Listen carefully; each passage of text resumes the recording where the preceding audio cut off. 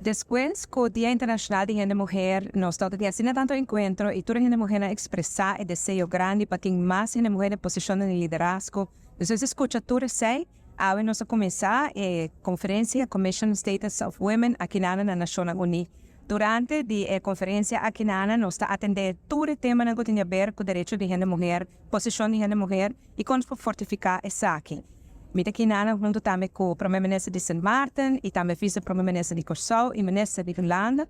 E nós estamos atendendo várias reuniões durante o dia e agora é o momento mais importante que nós damos é statement em nome do reino. A mim, por assim dizer, aqui na sala de Nações Unidas, qual naturalmente sempre está um momento de orgulho. Nós atendemos com a violência contra a mulher, nós atendemos o tema de empoderamento econômico, quando nós empoderamos a mulher mais economicamente.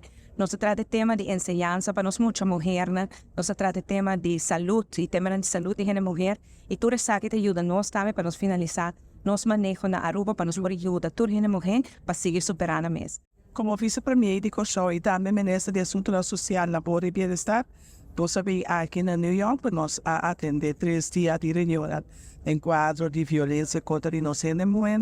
Tópico da marcha, mas é importante na Curaçao. Já acaba o Ministério Habita Trabalho, houve duro, o paquete de violência contra a inocente mulher. E nós muito mulher, o que nós temos para empoderar, o que nós temos para quebrar a barreira, caminhamos para conotar violência e também junto com a pobreza, como está desconectada fora de outro.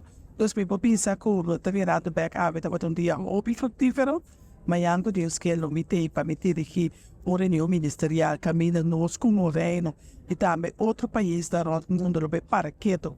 É tópico aqui, então já vemos que Deus quer não meter back na Curaçao, para nós seguir com o trabalho na nossa vida, na nome da nossa comunidade de Curaçao. As Prime Minister of St. Martin, it's my honor to be here at the CSW 68 with the Kingdom of the Netherlands, of course, as a female leader, with other female leaders, as well as an education minister that sees it important as a man to represent for the women and stand up for women, because I don't believe that we can have true gender equality without having men involved.